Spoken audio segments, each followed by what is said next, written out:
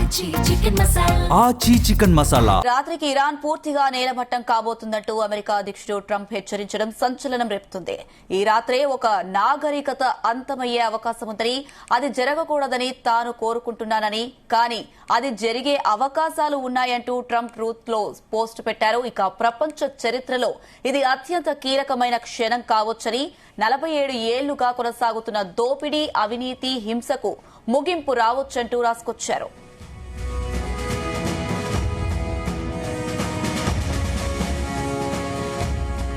Right, ఇదే అంశానికి సంబంధించి మరిన్ని అప్డేట్స్ మా chief news coordinator Radhakrishna live ద్వారా అందిస్తారు. ఎస్ రాధాకృష్ణ.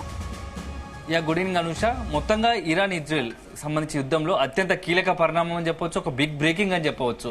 ఎందుకంటే గత 6 వారాలుగా జరుగుతున్న యుద్ధంలో ఈ రోజు అత్యంత కీలకమైన ఏదైనా ఇన్సిడెంట్ జరగబోతోందా, కీలకమైన పరిణామం చోటు చేసుకోబోతుందా అనేది మాత్రం ఇప్పుడు సంచలనంగా మారింది. ఎందుకంటే కాసేపటి క్రితమే అమెరికా అధ్యక్షుడు డొనాల్డ్ ట్రంప్ చేసి ట్రూత్ లో పోస్ట్ చేసిన ఒక ట్వీట్ సంచలనంగా మారుతోంది. ఏదైతే ట్రూత్ పోస్ట్ చేశారో అది ఒక సంచలనంగా మారుతుంది. ప్రపంచ వ్యాప్తంగా ఇప్పుడు దాని మీద ఒక రకంగా చర్చ జరుగుతోంది, తీవ్ర చర్చ. ఎందుకంటే దాంట్లో అత్యంత కీలకమైనటువంటి కొన్ని పదాలు వాడారు. సో ఆ స్టేట్మెంట్ లో మనం ఒకసారి పరిశీలిస్తే మొత్తంగా ఈ రోజు రాత్రి ఒక అద్భుతం జరగబోతోంది.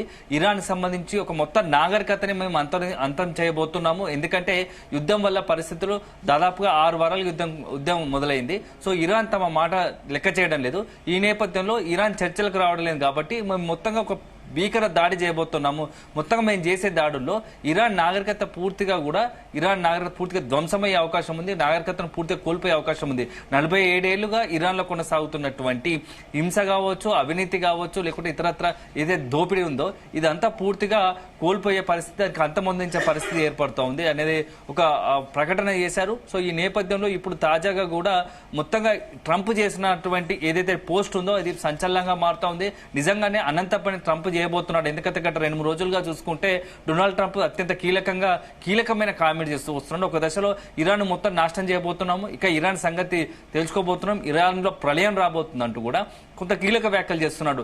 ఈ నేపథ్యంలో అసలు ఏం జరగబోతుంది అనేది మాత్రం కూడా ప్రపంచవ్యాప్తంగా కూడా ఒక ఉత్కంఠ, ఒక ఆందోళన నెలకొంది. ఇప్పటికే పశ్చిమాసియాలో ఉద్రిక్త పరిస్థితి నేపథ్యంలో ప్రపంచవ్యాప్తంగా దాని ఇంపాక్ట్, దాని ప్రభావం చూపుతా ఉంది. ఇలాంటి నేపథ్యంలో ఇరాన్ కి సంబంధించి అమెరికా ఈ రోజు ఏం చేయబోతోంది, ఈ రాత్రి ఏం చేయబోతుంది, ఈ రాత్రి ఒక రకంగా చెప్పాలంటే అమెరికా దాడుల్లో ఇరాన్ కు కాలరాత్రి కాబోతుందా, ఇరాన్ పూర్తిగా కూడా నాశనం కాబోతుందా అనేది కూడా ఇప్పుడు సంచలనంగా మారింది. ఎందుకంటే ఏకంగా అమెరికా అధ్యక్షుడు, అగ్రరాజ్యాంగ అధ్యక్షుడు ఉన్న డొనాల్డ్ ట్రంప్ ఈ విధమైనటువంటి కామెంట్ పోస్ట్ చేయడం ద్వారా ఖచ్చితంగా ఏదో పెద్దది జరగబోతా ఉంది.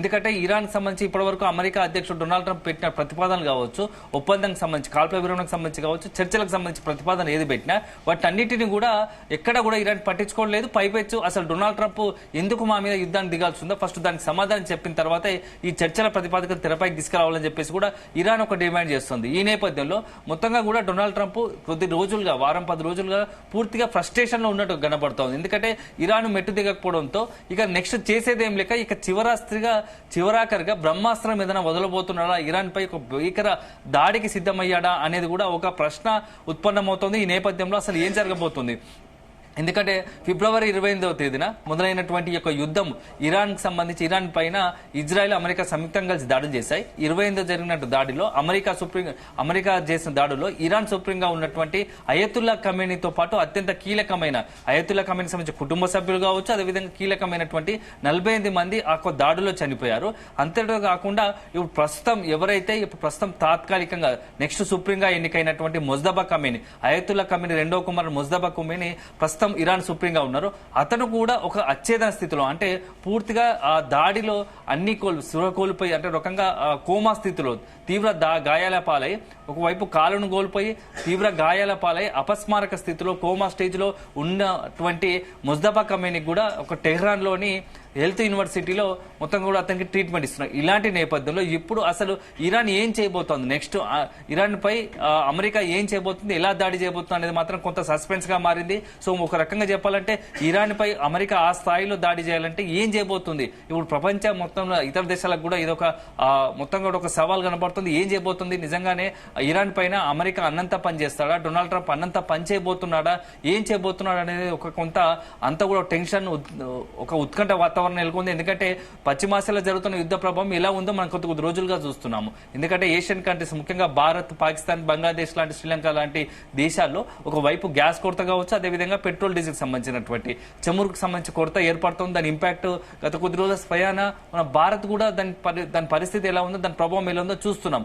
అలాంటి నేపథ్యంలో ఇప్పుడు ఏకంగా ఇరాన్ కి సంబంధించి ఇరాన్ పూర్తిగా మొత్తంగా అంతమొందిస్తాము, ఇరాన్నే లేకుండా చేస్తాం, అంటే ఒక ప్రపంచ పటంలో ఇరాన్ దేశాన్ని లేకుండా చేస్తామన్నట్టుగా ట్రంప్ పోస్ట్ ఉంది. ఈ నేపథ్యంలో నిజంగా కనుక ఇరాన్ పై ఆ స్థాయిలో దాడి జరిగితే మరి మిగతా దేశాలు ఏం చేయబోతాయి అనేది కూడా ఇప్పుడు ఒక ప్రశ్నగా మారింది. ఎందుకంటే ఇరాన్ కు మద్దతుగా ఇప్పటికే ఇటు ఉత్తర కొరియా కావచ్చు, రష్యా కావచ్చు, చైనా మద్దతుగా ఉన్నాయి. సో మొత్తంగా ఇలాంటి నేపథ్యంలో ఇరాన్ పైన అట్లాంటి దాడులకు అమెరికా దిగితే కనుక చైనా, అదేవిధంగా రష్యా, అదేవిధంగా ఉత్తర కొరియా చూస్తూ ఉంటారా, లేకుంటే ఏదైనా దీనికి సంబంధించి యుద్ధానికి ఇరాన్ కు మద్దతుగా నిలుస్తారా అనేది కూడా ఒక అనుమానాలు కలుగుతా ఉన్నాయి. సరే, ఎందుకంటే ఇప్పటికే ఇరాన్ కి సంబంధించి కూడా ఇన్ని రోజుల పాటు, ఎందుకంటే దాదాపు 6 వారాల యుద్ధం కొనసాగుతున్నా ఇరాన్ ఎక్కడ కూడా తలొగ్గడం లేదు. అందుకు భిన్నంగా కూడా వ్యూహాత్మకంగా అమెరికాకు, ఇజ్రాయెల్ గానే వ్యూహాత్మకంగా సవాలు విషయంలో దాడులు చేస్తూ ఉంది. ఎందుకంటే గల్ఫ్ కంట్రీస్ టార్గెట్ చేయడము, అదేవిధంగా గల్ఫ్ కంట్రీస్ లోని చమురు ఉత్పత్తి కేంద్రాలపై టార్గెట్ చేయడము. అదే సందర్భంలో అత్యంత కీలకమైనది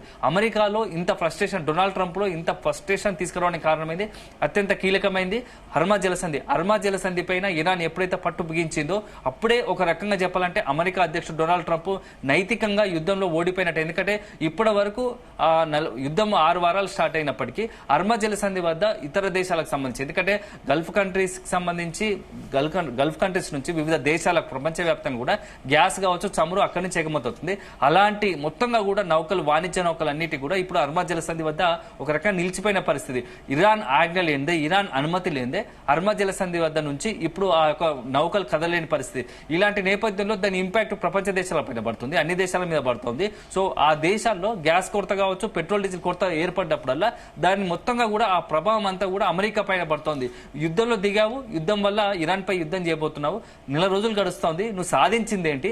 పైపెచ్చు ఇరాన్ ను ఏం చేయలేక నువ్వు తోక ముడిచి దాని ఇంపాక్ట్ మాకు మొత్తం ప్రపంచ దేశాల మీద, మా దేశాల మీద భారం వేసాలు చేస్తున్నావు అని చెప్పేసి అటు ఇటీవల అమెరికాలో ఉన్న ప్రజలు డొనాల్డ్ ట్రంప్ పై విమర్శలు, ఆరోపణ చేస్తూ ఉంటే మరోవైపు ప్రపంచ దేశాలకు సంబంధించి వివిధ దేశాలకు సంబంధించిన అధినేతలు కూడా డొనాల్డ్ ట్రంప్ పై కొంత ఆగ్రహంగా ఉన్నారు. ఈ నేపథ్యంలో ఇంటా బయట మొత్తంగా కూడా రోజు రోజుకు డొనాల్డ్ ట్రంప్ పై ఒత్తిడి పెరుగుతూ ఉంది. ఈ నేపథ్యంలో గత 10 రోజులుగా కూడా డొనాల్డ్ ట్రంప్ చర్చలకు సిద్ధం కండి, కాల్పుల విరమణకు ఒప్పందం చేసుకోండి అని చెప్పేసి నయానో భయానో ఇరాన్ కి సంబంధించి బెదిరింపులు చేస్తున్నా ఇరాన్ మాత్రం ఎక్కడ తగ్గడం లేదు. సో ఈ నేపథ్యంలో ఫ్రస్ట్రేషన్ అంతా పీక్స్కి వెళ్ళింది. ఇక ఏదో ఒకటి తేల్చాలి, ఎందుకంటే ఇప్పటికే ఆలస్యం అవుతుంది. ఎందుకంటే ఇన్ని రోజులు చూస్తాం, ఒకవైపు ఏమో ప్రపంచవ్యాప్తంగా అగ్రరాజ్యం అమెరికాకు అత్యంత శత్రు దుర్భేద్యమైనటువంటి రక్షణ వ్యవస్థ కలిగి ఉందని చెప్పేసి పదే చెప్పుకుంటున్నాము. అమెరికాను ఏ దేశం కూడా ఏమీ చేయలేదని చెప్పేసి చెప్తూ ఉన్న పరిస్థితి కనబడుతుంది. అలాంటిది ఇరాన్ లాంటి చిన్న దేశం పైన నెలకు పైగా కూడా రోజుల్లో యుద్ధం చేస్తున్నా ఇరాన్ ఎక్కడ వెనక్కి తగ్గడం లేదు.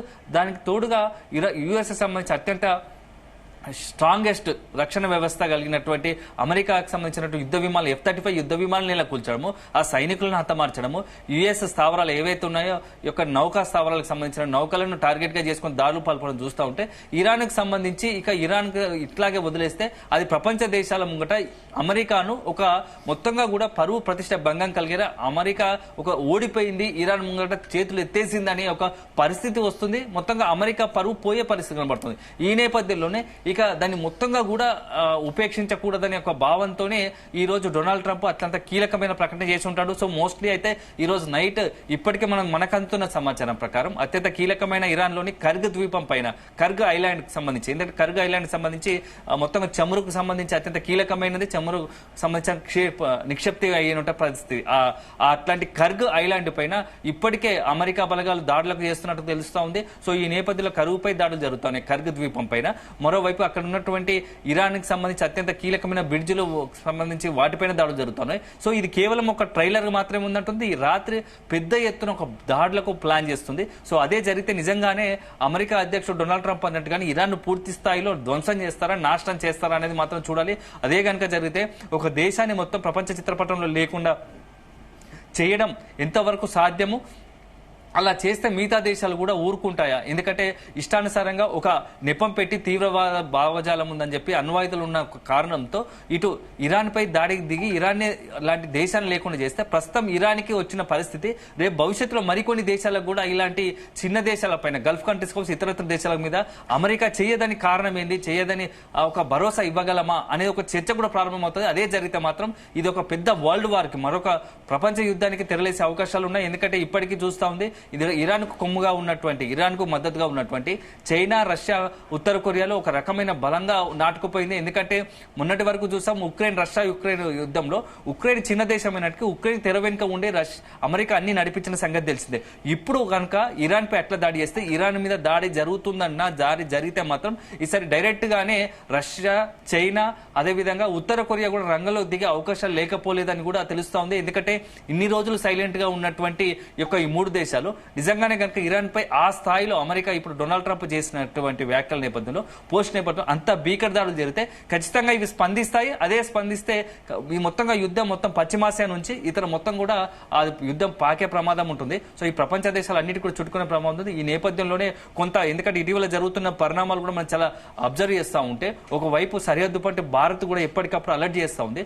పాకిస్తాన్ కూడా తమ సరిహద్దు ప్రాంతాల గస్తీని పెంచింది. సో ప్రతి దేశం కూడా ఏదైతే మొత్తంగా కూడా ఒక సరిహద్దు ప్రాంతాలు అలర్ట్ చేయడము రకంగా ఏ దేశం ప్రతి యుద్ధ పశ్చిమాసియాలో నెలకొన్న యుద్ధ నేపథ్యంలో ప్రతి దేశం కూడా తమ యుద్ధానికి ఎట్లాంటి పరిస్థితి వచ్చినా భవిష్యత్తులో రాబోయే రోజుల్లో పశ్చిమాసియాలో నెలకొన్న ఉద్రిక్త పరిస్థితి నేపథ్యంలో ఎలాంటి పరిస్థితి వచ్చినా దాన్ని ఎదుర్కోవడానికి సిద్ధంగా ఉండాలి. ఎందుకంటే పరిస్థితులు రోజు రోజుకు మారిపోతున్నాయి.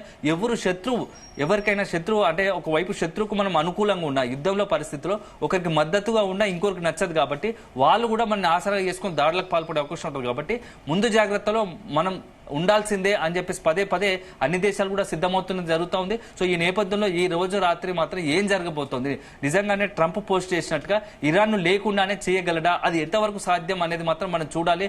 ఎందుకంటే ఒక వైపు కనుక అమెరికా ఆ స్థాయిలో దాడులకు పాల్పడితే ఇరాన్ దగ్గర కూడా ఏదో వ్యూహాత్మకంగా దాడులకు పాల్పడే అవకాశం ఉంది. ఎందుకంటే మనం ఇప్పటి వరకు చూస్తా ఉన్నాము ఇరాన్ మొత్తంగా కూడా ఒకవైపు పశ్చిమాసియాలకు సంబంధించినటువంటి ఉద్రిక్త నేతలు గల్ఫ్ కంట్రీస్ టార్గెట్ గా చేసుకుంది. ఎందుకంటే ఇప్పటి వరకు కేవలం అమెరికా, ఇజ్రాయెల్ కనుక ఇరాన్ కి సంబంధించినటువంటి అణ్వాయుధ కేంద్రాలు కావచ్చు, ఇతరత్ర ఏదైతే సంబంధించినటువంటి రక్షణ వ్యవస్థకు సంబంధించినటువంటి టార్గెట్ చేసుకుని దాడులకు పాల్పడింది. కానీ ఇప్పుడు కనుక ఇరాన్ కి సంబంధించి ప్రజలను కూడా సివిల్ అంటే సామాన్య ప్రజలను టార్గెట్ చేసుకుని అమెరికా దాడులు పాల్పడితే ఖచ్చితంగా ఇరాన్ నుంచి అదే స్థాయిలో ఒక రకంగా ఎదురుదాడి ఉంటుంది. అయితే మరి ఇంకోటి చాలా కీలకమైన విషయం, చాలా బ్రేకింగ్ ఇంకోటి కూడా మనం చెప్పాల్సింది ఏంటంటే, ఏదైతే ఇరాన్ కి సంబంధించిన అధ్యక్షుడు ఉన్నట్టు మసౌద్ పెజిష్కిన్ కూడా కాసేపటి క్రితం ఒక ప్రకటన విడుదల చేస్తారు. ఎట్లాంటి పరిస్థితినైనా మేము ఎదుర్కోవడానికి సిద్ధం, నాతో సహా ఎట్లాంటి పరిస్థితిని అవసరమైతే ప్రాణ త్యాగం చేయడానికి సిద్ధం, కానీ ఎట్టి పరిస్థితుల్లో చర్చలకు వెళ్లే ప్రసక్తి లేదని చెప్పేసి ఒక రకంగా సేపటి క్రితమే మసౌద్ పెజిష్కిన్ కూడా, ఇరాన్ అధ్యక్షుడు ఉన్నట్టు పెజిష్కిన్ కూడా ప్రకటించారు. ఆ ప్రకటన కాసేపటి తర్వాతనే ఇప్పుడు అమెరికా అధ్యక్షుడు డొనాల్డ్ ట్రంప్ ఈ రెండు ప్రకటనలు చూస్తూ ఉంటే ఈ రోజు మొత్తంగా ఏదో జరగబోతోంది, పెను సంచలనం, మొత్తంగా ప్రపంచ వ్యాప్తంగానే ఒక పెద్ద ఘటనకు, ఒక పెద్ద దాడికి, ఒక పెద్ద యుద్ధానికే తెరలేవడమా, లేకుంటే ఒక దేశమే పూర్తిగా నాగరికతలో నిజంగానే ట్రంప్ అన్నట్టుగానే ఒక దేశ నాగరికతకే సమూలంగా మొత్తం అంతిమ ఏదంటే సడన్ గా ఎండ్ కార్డు వేయడమా, మొత్తంగా సమూలంగా దానికి ఎండ్ కార్డు వేయడమా, అట్లాంటి పరిస్థితి రాబోతుందా అనేది కూడా ఒక రకం చర్చ జరుగుతోంది. సో కాసేపటి క్రితం డొనాల్డ్ ట్రంప్ చేసిన స్టేట్మెంట్ మాత్రం ఖచ్చితంగా ఇది ఒక బిగ్ బ్రేకింగ్ అని చెప్పవచ్చు. ఒక రకంగా ఇది చాలా ఇంపార్టెంట్. దీని ఇంపాక్ట్ ఎలా ఉండబోతోంది, ఇరాన్ సంబంధించి ఒక అమెరికా దాడులు చేస్తే ఇరాన్ ఇప్పుడు తన దగ్గర ఉన్నటువంటి అణ్వాస్త్రాలు ఏదైతే ఉన్నాయో చివరిగా, ఎందుకంటే ఏ వ్యక్తి అయినా సరే తన చివరకు ఏదైనా ప్రాణం మీదకి వచ్చినప్పుడు కొంత పోరాడే అవకాశం ఉంటుంది. అలాంటి సందర్భంలో తన వద్ద ఉన్నటువంటి మొత్తం శక్తిని అంతా కూడగట్టి ప్రత్యర్థులపై దాడి చేస్తుంటారు. ఇలాంటి నేపథ్యంలో ఇప్పుడు గనక ఇరాన్ పై అమెరికా ఆ స్థాయిలో దాడులకు పాల్పడితే ఇరాన్ ఏం చేయబోతోంది, ఇన్ని రోజులు ఒకవైపు గల్ఫ్ కంట్రీస్ టార్గెట్ చేసుకొని, ఇజ్రాయెల్ టార్గెట్ చేసుకొని దాడులు చేసింది, ఇప్పుడు అంతకు మించి ఏదైనా దాడులు చేస్తుందా? ఎందుకంటే ఇప్పటికే చాలా కీలకమైనది ఏంటంటే, ఏదైతే హర్మజ్ జలసంధి వద్ద వందలాది సంబంధించినటువంటి వాణిజ్య నౌకలన్నీ ఎక్కడ ఉన్నాయి, చమురుతో కూడుకునే, గ్యాస్ తో కూడుకునే. నిజంగానే కనుక ఒకవైపు ఇరాన్ పైన అమెరికా ఆ స్థాయిలో దాడులు చేస్తే ఇప్పుడు నెక్స్ట్ టార్గెట్ ఇమీడియట్ గా, అంటే ప్రపంచ దేశాలు ఉలిక్కి పడాలంటే, ఒకవైపు అమెరికాకు కొంత భయం పుట్టాలంటే నెక్స్ట్ ఇరాన్ నుంచి ఆ స్థాయిలో దాడి ఉండాలంటే ప్రస్తుతానికి ఇరాన్ కున్న ఏకైక ఆప్షన్ ఏదైతే అర్మాజల సంధి వద్ద ఉన్నటువంటి నౌకలు ఉన్నాయో వాటిని ధ్వంసం చేయడం. ఇప్పటికే ఒక సబ్మెరైన్ సంబంధించి పెద్ద ఎత్తున బాంబులతో కూడినట్టు ఆత్మాహుతి దళాలను కూడా ఏర్పాటు చేసినట్టుగా కూడా గతంలో ప్రచారం జరిగింది. వాటన్నిటిని కూడా యాక్టివేట్ చేసే ప్రమాదం ఉందా? అదే జరిగితే మొత్తం ప్రపంచ దేశాలకు, ముఖ్యంగా ఏషియన్ కంట్రీస్ ఇతర దేశాలకు కూడా గ్యాస్, పెట్రోల్ కి సంబంధించి, చమురుకు సంబంధించిన కొరత ఏర్పడే ప్రమాదం ఉంటుంది. దాని ఇంపాక్ట్ ఒక రకంగా యుద్ధం చేయకుండానే అన్ని దేశాలు కూడా యుద్ధంలో పాల్గొన్నట్టు, యుద్ధంలో ఒక నష్టాన్ని చవి చూసినట్టు కూడా అవుతుంది. ఇప్పటికే భారత్ ఒక రకంగా ఏషియన్ కంట్రీస్, భారత్, పాకిస్తాన్, బంగ్లాదేశ్, శ్రీలంకతో పాటు కొన్ని యూరోపియన్ కంట్రీస్ కూడా ఇప్పుడు యుద్ధం స్టార్ట్ అయినప్పటి నుంచి కూడా యుద్ధంతో సంబంధం లేకుండా ఆ దేశాలు ఆ యుద్ధం ఇంపాక్ట్ పడుతుంది. ఒక రకంగా యుద్ధం చేస్తున్నట్టే పరిస్థితులు ఏర్పడుతున్నాయి. ఎందుకంటే కాసేపటి క్రితం పాకిస్తాన్ లో చూసాము, అక్కడ ఉన్నటువంటి ప్రభుత్వం ఏకంగా ప్రధాని షహబాజ్ షరీఫ్ లాక్డౌన్ అంటే కొంత ఏంటంటే మినిమం లాక్డౌన్ ఏర్పాటు చేశారు. సో ఇప్పుడు ఉన్నటువంటి పరిస్థితుల్లో అక్కడ పెట్రోల్ కి సంబంధించి, డీజిల్, అదేవిధంగా ఇంధనం, ఎందుకంటే విద్యుత్ సంబంధించి అక్కడ మొత్తంగా కూడా ఈ యొక్క గ్యాస్ సంబంధించి లేకుంటే ఆయిల్ సంబంధించి వాడతారు విద్యుత్ ఉత్పత్తి కోసం. సో అట్లాంటి అక్కడ కొరత ఏర్పడడంతో మినీ లాక్డౌన్ కూడా పెట్టిన పరిస్థితి కనబడుతుంది. సో ఒక్కొక్క దేశం ఒక్కొక్క రకంగా దీని ఇంపాక్ట్ ఉంది యుద్ధం పైన. సో ఆ రకంగా కూడా ఇప్పుడు అదే స్థాయిలో ఇరాన్ పై పూర్తి స్థాయిలో కనుక యుద్ధానికి దాడికి దిగితే, ఇరాన్ అంతం చేయాలనుకుంటే, ఇరాన్ కనుక ఈ యొక్క అర్మాజల్ సంధి వద్ద ఉన్నటువంటి నౌకలపై దాడికి దిగితే అప్పుడు ప్రపంచంలో మాత్రం ఒక తీవ్రమైన సంక్షోభం, గ్యాస్ కి సంబంధించి కావచ్చు, ఇంధన వనరుల కొరతకు సంబంధించి సంక్షోభం ఏర్పడుతుంది. అదే జరిగితే ఆ దేశాలకు సంబంధించినటువంటి ఆర్థిక పరిస్థితి కూడా చిన్నాభిన్నమయ్యే పరిస్థితి ఉంది, సంక్షోభం కురుకుపోయే పరిస్థితి. ఇవన్నీ చూస్తూ ఉంటే డొనాల్డ్ ట్రంప్ ఈ అమెరికాకు సంబంధించినటువంటి తీసుకున్నటువంటి ఒక తొందరపాటు చర్య, ఒక